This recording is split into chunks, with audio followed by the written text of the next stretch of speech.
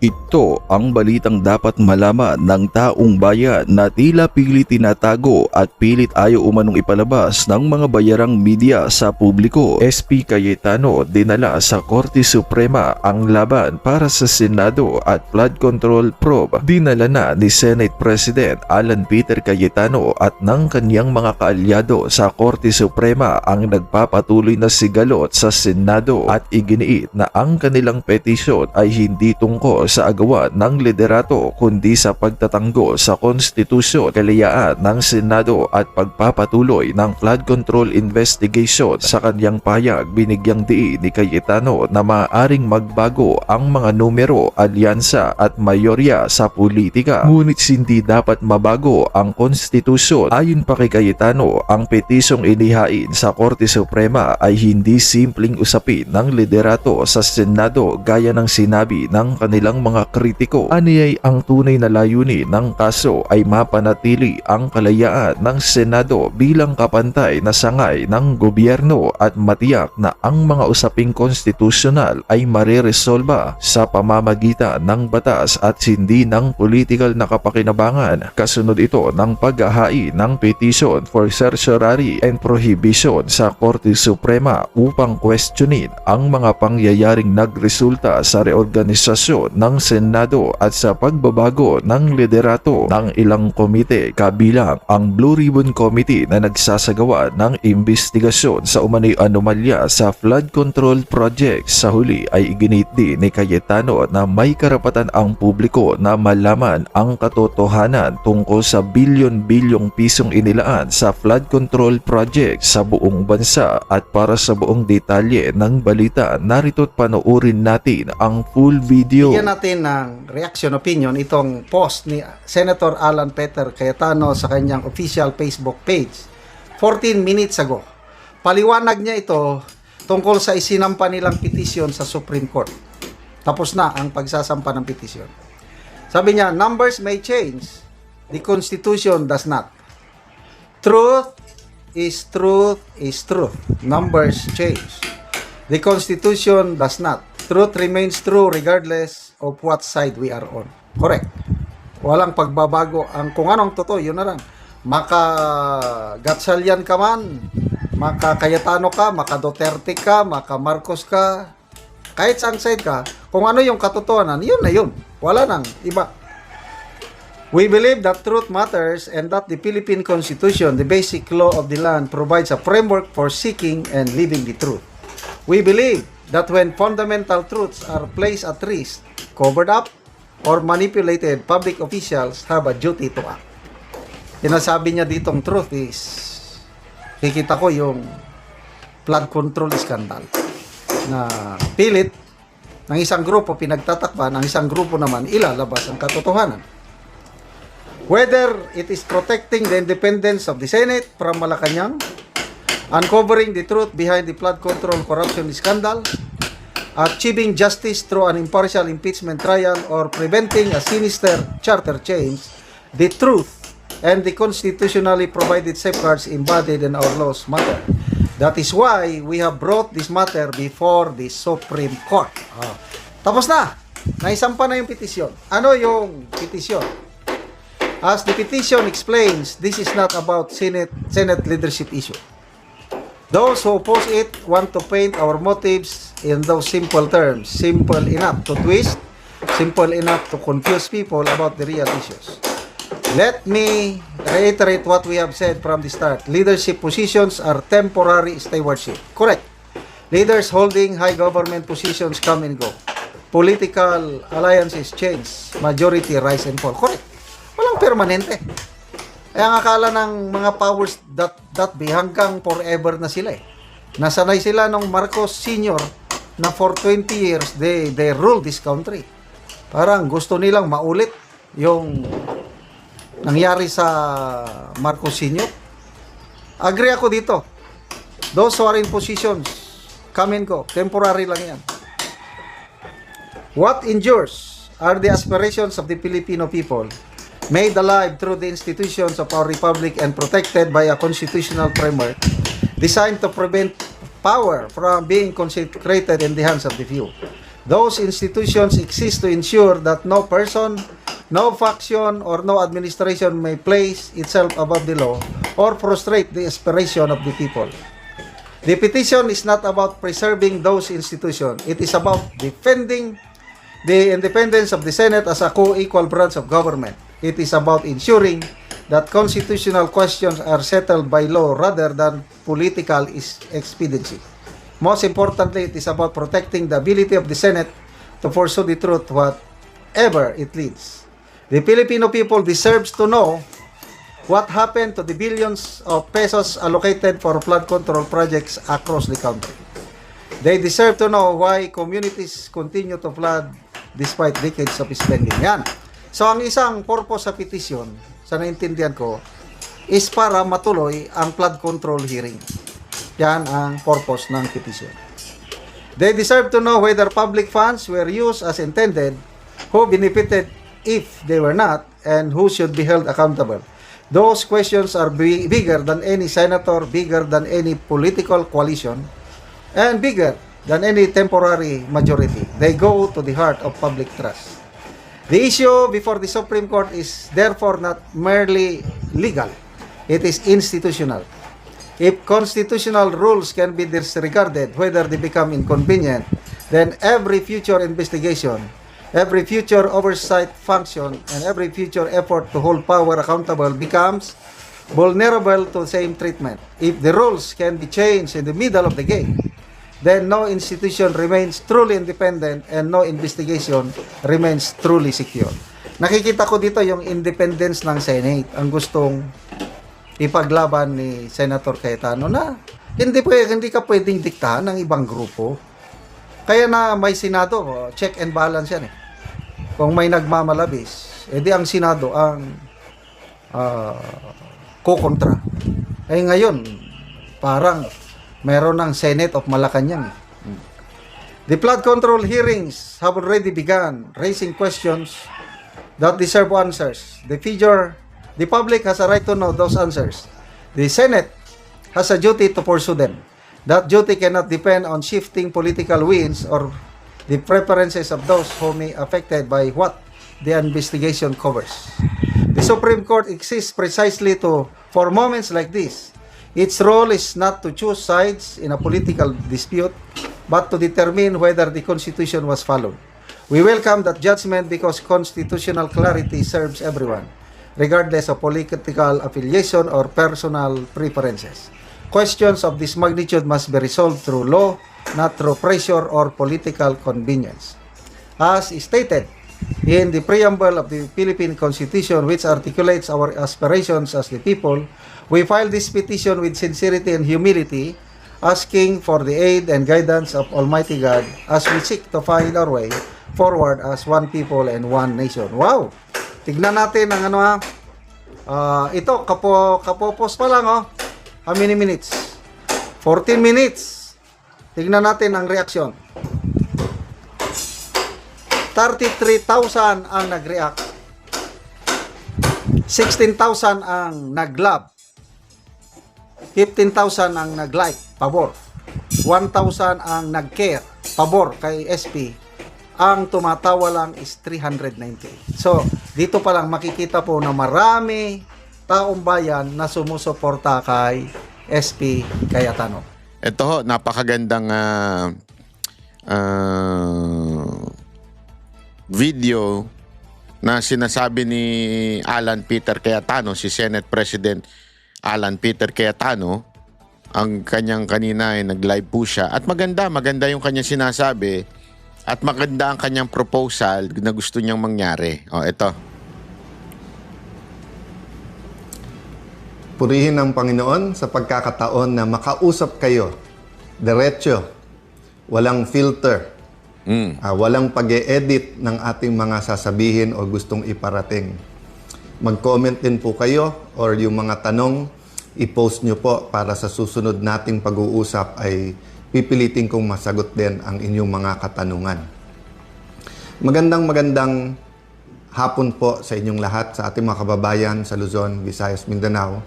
Sa mahal natin mga OFW na parati nating sinasabing mga bayani pero madalas hindi natin tinuturing na bayani. Sa mga nagsasabing sila ang bayani, pero pinagtatakpan ang katotohanan. At lalong-lalo na po sa mga kababayan natin na dadama na ang economic crisis na dulot ng mataas na presyo ng langis at ng mga problema sa ating ekonomiya. Today, I want to talk about and inform you about 4 newsworthy items, the Blue Ribbon Committee, its mission, at nasaan tayo ngayon. Pangalawa po, yung special session. Pangatlo po, yung final ng petition ng grupo sa Supreme Court.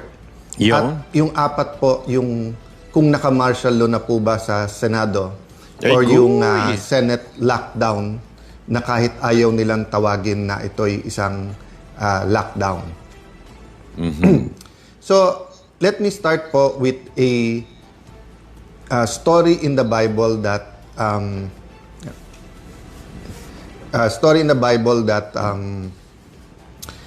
madalas ko tong pag-isipan, nakaka-encourage to sa akin at nag-e-encourage po sa iba. So, inaayos lang po yung phone ko, medyo mabigat. Ang tumatagilid po yung phone, hindi po tayo. Ayan. Laban lang po tayo.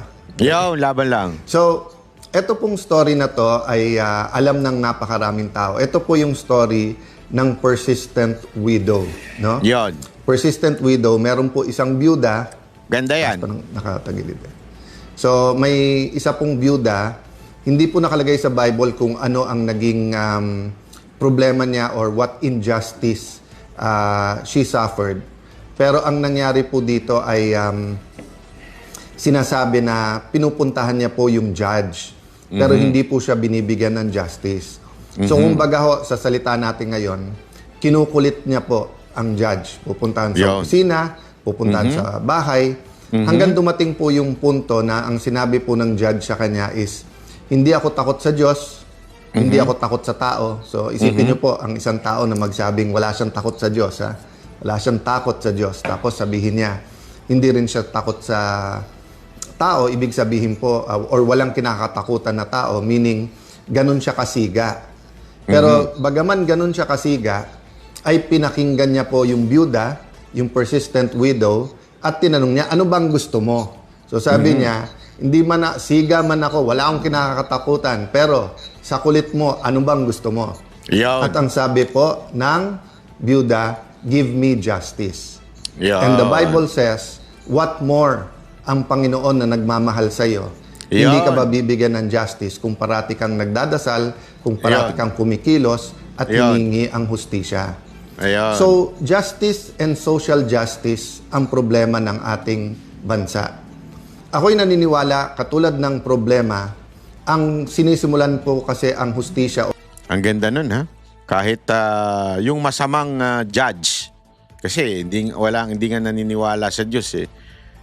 Dahil sa kinulit siya nung babae na humihingi ng hustisya, dahil sa kakulit, binigay. Di ba? How much more si Lord na napakabuti sa atin at ang kanyang nais lang naman ay kabutihan. Bakit kaya hanggang ngayon ay hindi pa binibigay ang tunay na kalayaan sa ating mga Pilipino? Yun ang tanong dyan. Okay? Pero sabi nga, keep fighting for justice. Pagbigay ng hustisya sa katotohanan. Pag walang katotohanan, hindi dadating ang justice. Ganon din sa social justice po. If we will deny that many of our kababayans are suffering, if we deny na yung billion-billion or abot ng trilyon na ninakaw does not affect our economy, does not affect rural areas, does not affect Filipino families, does not affect children who are in danger of stunting. Pag dininay po natin lahat to, walang magiging justice.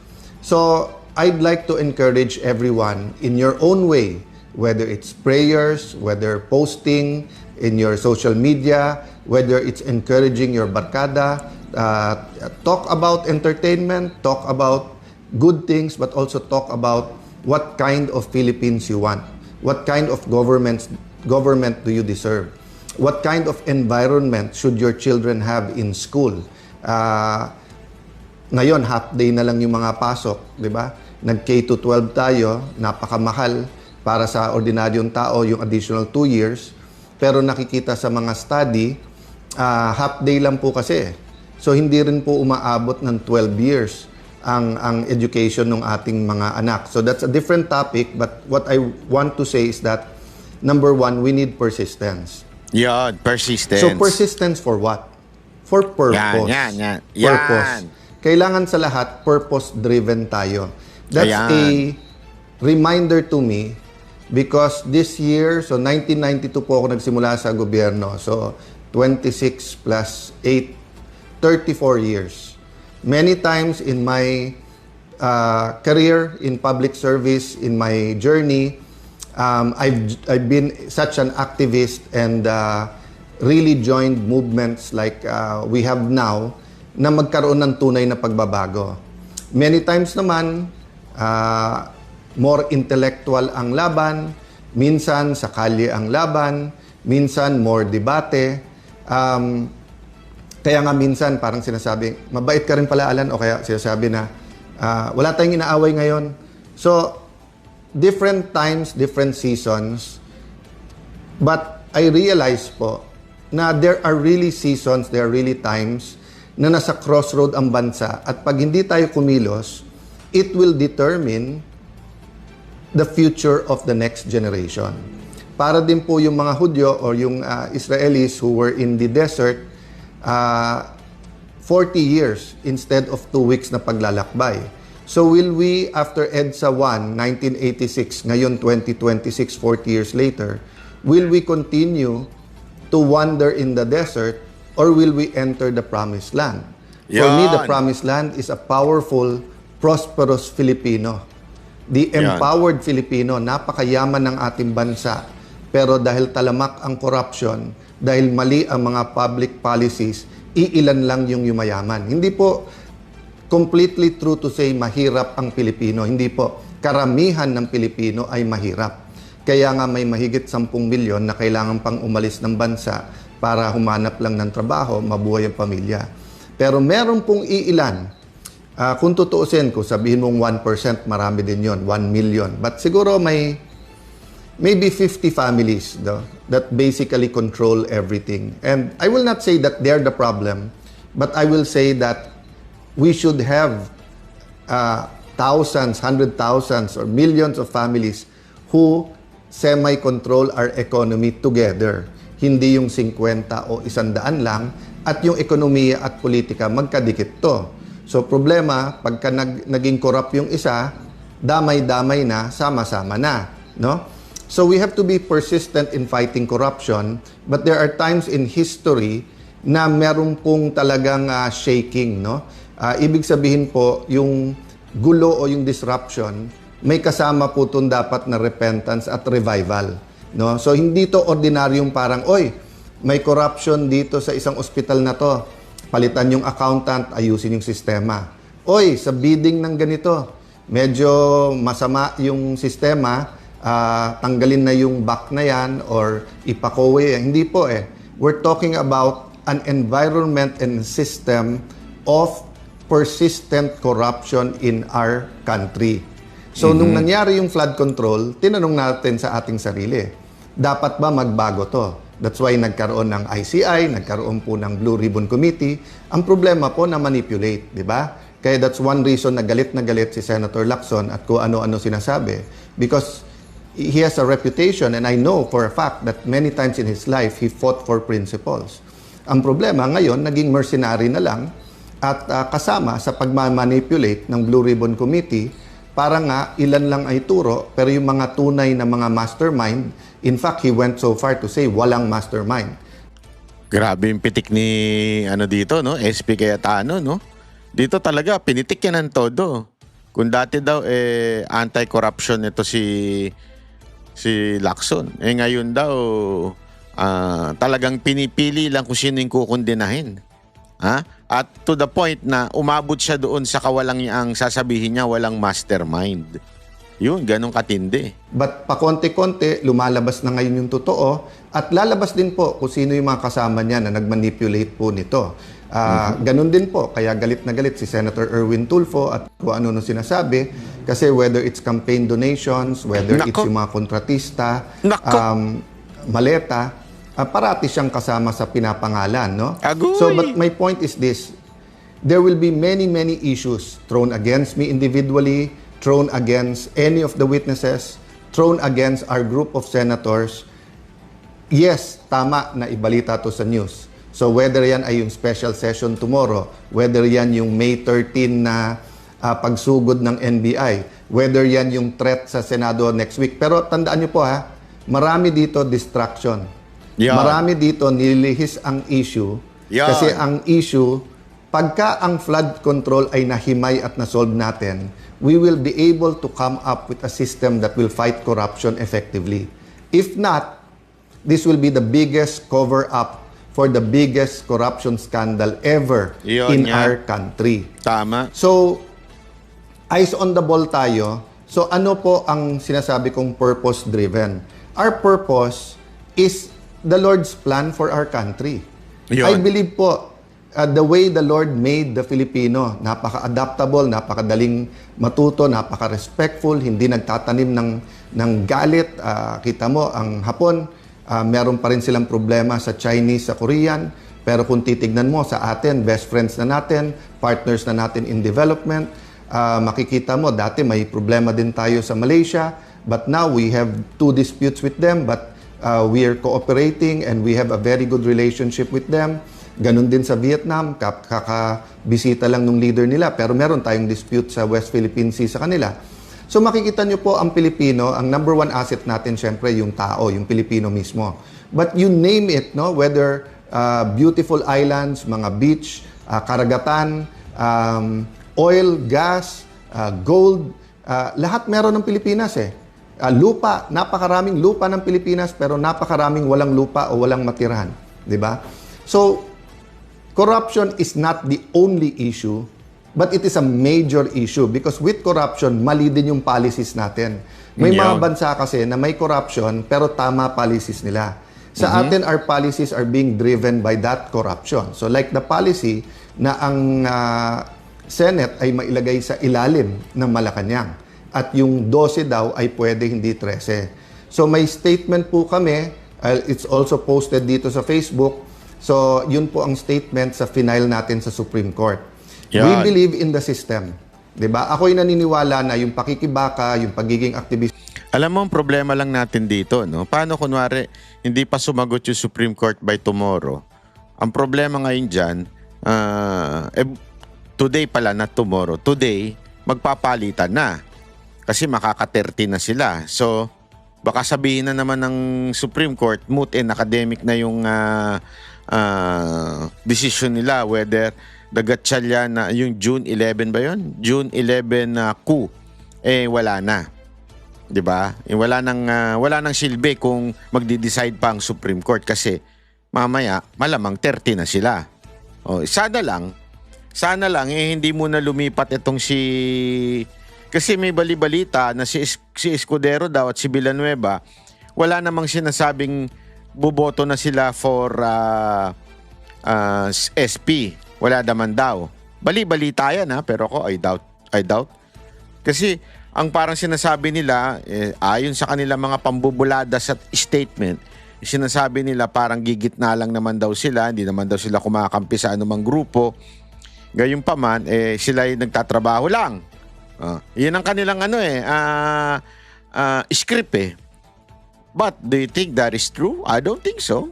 Maybe not. Maybe ako sa tingin ko medyo palusot na lang yun. Yung ganong klaseng pananalita. Pero talagang pag nagkabotohan na, kasing mangyayari by later, malamang i-declare ng vacant yung Senate leadership. Tapos magbobotohan. Ganun yun 'di ba? Tingnan natin Kaya nga parang ako yung pagsampa ni SP Cayetano sa Supreme Court, marami nagsasabi at marami din ako naririnig na bakit ngayon lang, di ba? Kaya nga na-invento yung kanta ng freestyle Bakit ngayon ka lang? Di ba? Bakit ngayon ka lang nagsampa sa Supreme Court? Tapos ng laban. Sana lang, noong una pa lang, nagsampa ka na, ano na kayo. Kasi kahit ba sabihin, ganun na mangyayari niyan eh. Pag naka-30 na sila, sasabihin ng Supreme Court, wala nang sense para mag-decide pa kami whether the June 11 ko is valid or not, di ba? Kaya, yun lang, kanta na lang natin si SP Cayetano. Bakit ngayong alang? Siguro maganda, lagyan natin ito ng ng effects. Lagyan natin ng effects to. Para naman oo. Wag ganun banat ba ikaw talaga, oo. Hindi naman. Ano lang naman tayo. Chill lang, chill. Tuloy. Marami po yan. May prayer vigil, may rally, may posting, may debate sa Senado, may mga forums, may panawagan. Kasama din po dito ang ating mga branches of government. And sabi po sa ating Philippine Constitution, pag may violation ng Constitution, sa Supreme Court talaga ang punta. So, pakibasa na lang po ang aming statement para hindi ko ituon lahat ng oras dyan. But nasa Supreme Court ngayon po yan, and we have faith that the issue is something that is very important not only now but in the future. The issue will determine our kind of democracy, our kind of government. It will also be a lesson to all senators when it comes to power and restraint and following rules. Tandaan nyo po pag walang rules, pag walang batas, chaos po tayo. Ang mangyayari Wild Wild West. Kung sino mas malakas boses, sino mas maraming barel, sino mas maraming pera, or ganun na nga nangyayari ngayon eh. Pabalik tayo dun sa yung pag-uusapan natin ngayon, 4 P's eh. Plans, persistence, purpose, principle. Pero kapag walang batas, babalik tayo dun sa guns, goons, and gold. Diba? Yan yung 80s eh. Yan yung sinasabi na pagka may 3G ka, hindi 3G ng cellphone. Ang ibig sabihin nun, guns, may armas ka, nandyan sa'yo police o militar or may private army. Goons, kasi kahit may baril ka, kung wala ka naman tao, but gold. Diba? Kaya yung biro nung time na yon na tinutotoo ng ibang politiko or warlords is the golden rule. Who has the gold rules? Yun. Mga patawa talaga ni. Namimiss ko na yung mga patawa ni SP Cayetano eh. Mga ganyan eh. Wag mo nang ulitin yan SP. So, alam naman natin ngayon kung nasaan yung gold, nasa maleta. At lumalabas kung sino nakakakuha ng mga maraming maleta. So, pinaglalaban ngayon using the modern day guns and goons para maprotektahan yung kanilang gold. Ginagamit din po yung gold. So, persistence, purpose. So, ano po purpose natin? Purpose, lumabas ang totoo. Purpose is to build the kind of Philippines that we all want. May I ask the law students or all students, Constitution, Philippine Constitution is a subject that we should all embrace. Tignan nyo po yung preamble ng ating konstitusyon. Basahin nyo ng basahin po yon. Ako po, pag medyo na-disillusion or kailangan paalalahanin ko kung anong ating pinaglalaban, of course, binabasa ko po yung Bible, respecting everyone kung ano religion nyo, going to God is the primary, di ba? But secondarily, I go to the preamble of the Constitution at pag nabasa mo yan, mararamdaman mo yung struggles ng ating mga heroes. So what are plans? Sabi po sa Jeremiah 29:11, "For I know the plans I have for you, plans to prosper you and not to harm you, plans to give you hope and a future." So sabi ng Panginoon, maganda plano ko para sa inyo. O, planong pagpalain kayo at hindi saktan, plano bigyan ng pag-asa at kinabukasan. Sabi ng aking kaibigan, aking kapatid, si Carlos, yung kinabukasan at yung pag-asa, pinagsama niya doon. Kasi nga yung pag-asa mo ngayon, pero may pag-asa ka rin bukas sa mga anak mo. So what we're doing now will affect. So EDSA 1 affected my generation. EDSA 2 affected the other generation. Diba? All these scandals, Napoles, ngayon flood control, how we handle it will affect the generation of the Gen Z and the generation that has yet to be born. That's why it's important we're persistent at wag natin tong bitawan. Kaya naman anong masasabi mo sa balitang ito? Kung mayroon kang hinaing at komento ay mag-comment ka lamang sa ibaba ng videong ito. Maraming salamat!